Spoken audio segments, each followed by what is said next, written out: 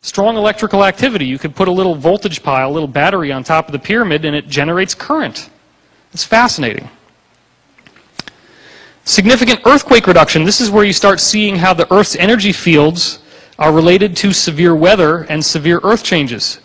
If you build these pyramids, then guess what happens with earthquakes? You don't get a big giant quake anymore. You get a bunch of little ones that don't cause any damage. You also see an enormous column of energy hundreds of miles wide around the pyramid. This is not electromagnetic energy. This is the energy that the Russians can measure, which they call torsion fields or the time field. That energy column, that hundreds of miles wide energy column from one pyramid, is enough to cause big storm fronts coming through to kind of go around it, like there's a big circle there. They just whoop, go right around it. It's crazy. It's been proven. What they also did is they took giant slabs of granite that they were going to use to build these jail cells in Russia. That's a lot better than an American jail cell, isn't it? Take these granite slabs, and they built 5,000 prisoner cells from these granite slabs, and then they watched these guys. They didn't do anything else to their environment. They didn't do anything else to their diet or their medication. Now, one could argue, well, maybe the prisoners were really happy that they had a nice granite, cell that they could hang out in. But that's not enough to explain what happened, because they had a profound improvement in their attitude and behavior, including substantial increase in addiction recovery from alcoholism and drug abuse. So all these prisoners that are living in these jail cells that were charged up with granite from the pyramid, that's all that it was, all their behavior starts improving because they're living inside a harmonic resonating chamber. The granite crystals have actually changed their structure. If you think about how you magnetize an iron nail, you take a piece of iron, right, like a nail, and you start stroking it with a magnet. And the more that you do that, eventually it becomes magnetized and you can pick things up with it. Well, we know that the reason why that works is that all the molecules in the iron are now going north to south in their electrical charge in the same direction. That's what starts to cause it to happen. So we know that you can do it to metal. You don't see anything different about the nail, but we know that it becomes magnetic because the atoms are changing inside. The pyramid does the same thing to crystal. You put the granite crystals inside, the crystals change. I don't have it in the slideshow here, but another thing they did was just to take a bunch of granite rocks and just throw them all over the floor and leave them there. And what they found was that if they came back after a few months, the granite is usually a reddish color. They came back after a few months and there were rings in the rocks that they just thrown on the ground, and the rings were whitish. The granite changed color. It actually changed from a reddish color to a whitish color in a ring. That's how much these fields change crystals and their actual structure. This proves, when you get to the point of earthquakes, and how earthquakes can be changed and reduced by the pyramids, and how human behavior is improved by the pyramids. You just put the prisoners in those granite cells and they get much better. This proves that our consciousness is tethered to the Earth's consciousness. You harness the Earth's consciousness with the pyramid, which acts like a funnel for this energy. The energy that builds each molecule of the pyramid is an energy that is in you. So the energy that makes you who you are can be harnessed in the pyramid, just by the fact that it's shaped that way, because there's an energy that flows into every atom in that pyramid.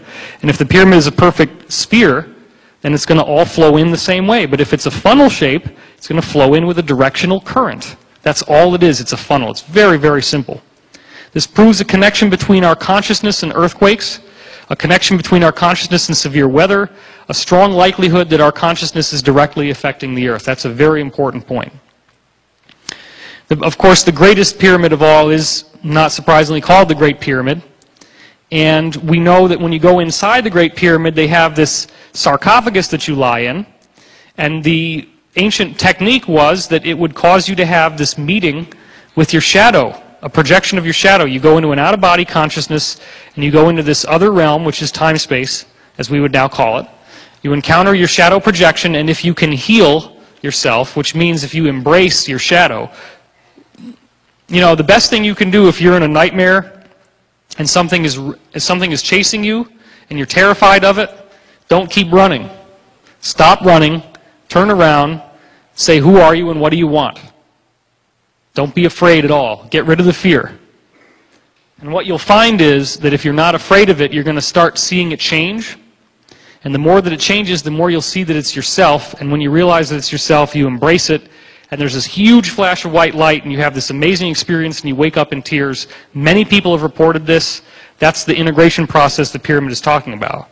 Except in the pyramid, it's so powerful that you literally come out with ascended abilities. You literally can do things that we would consider miracles, such as telekinesis, levitation, instant healing, telepathy, etc. Well, it's not everybody's experience. Napoleon went into the king's chamber. What do you think happens to a guy like that when he spends a night in the sarcophagus? This is what he wrote after it happened. He was absolutely terrified. He had a horrible night. He never wanted to go anywhere near it again. So, I ask you this. When the apple fell in front of Sir Isaac Newton, was that the first time that gravity was working? No, it was the first time that someone recognized that gravity was working. Is this presentation and the science that we've been putting together recently the first time that anybody's recognized that this is working on Earth? No. Right? Because of what? Pyramids, global grid, everybody built it on the grid. Why did they build it on the grid? Because they saw the apple fall, they knew there was an energy field responsible for that. Except in this case, it's not an apple falling, it's a consciousness rising. So have we seen the apple fall in modern times? And the answer is no. We're trying to explain everything on electromagnetic energy, and we don't understand that there's an energy beneath electromagnetic energy that's even more important. This really becomes a scientific validation of the idea of a higher power, that there is some divine intelligence that's more than just you and me in separated brain pans, and that's nothing else that's there. That's the old way of thinking. The new way of thinking is that consciousness is a field, and that field must exist through the whole universe because consciousness is the basic behavior of matter.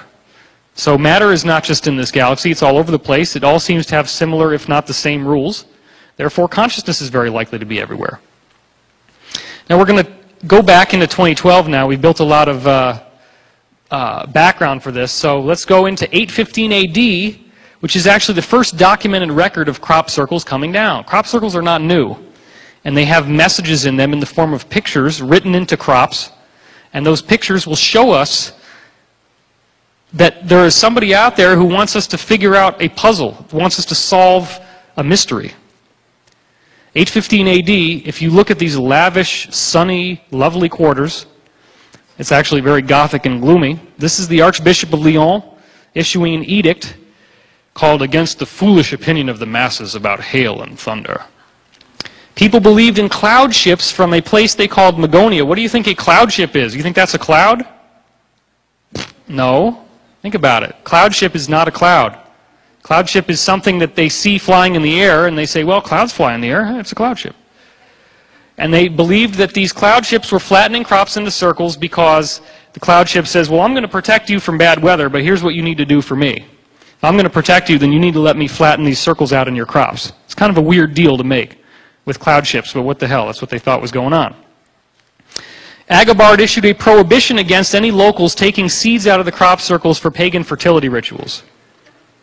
So what that means is that people were getting a bliss hit from the energized crops. They would build little huts out of them and stuff, and they'd want to have a pagan fertility ritual in them. Which, of course, means what were they doing inside the little grass hut? I wonder. So, that was purely subconscious. I had no idea what I'm doing there. Or I could go... No, there's no subtext. I'm not giving you any subtext. Obviously, what's going on is that the farmers are getting really angry because they're losing their crops. So the farmers start saying, hey, you guys, stop doing this. And they say, no, man, check it out. The energy is amazing. The farmers are like, oh, my God. So back then, the church was basically the government. So they go to basically the equivalent of the government, and they say, hey, look, okay, we got to stop these people. So Agobard, being also the governor, basically, has to issue this prohibition. Well, guess what it was all built around? It was built around crop circles, perfect circles in the crop 1,200 years ago. Are crop circles new? No. All right, Elf Ringewort is a fairy ring, a ring of daisies caused by elves dancing, a legend that dates to the 12th century. I found this on Wikipedia, of all places. This is the people that are partying and dancing and making the thing fall down in the angelic realm. That's what they believed caused these rings from 1880. This is a strange story. Look at this. This is the equivalent of headline news in 1678. This is what happened. Somebody comes over to chop down a farmer's crop. He's called a mower. The mower wanted a lot of money. The farmer wasn't willing to pay that much. So the farmer gets all pissed off and says, I'd rather have the devil chop down these crops than you, man. That night, the farmer's in bed and the whole field lights up like it's on fire. The perfect circle appeared in the crops the next morning, as it says in this thing you just saw, so neatly mowed that no mortal man could have done it. Well, now we believe that it's a bunch of drunk guys walking around. Hey, isn't this great?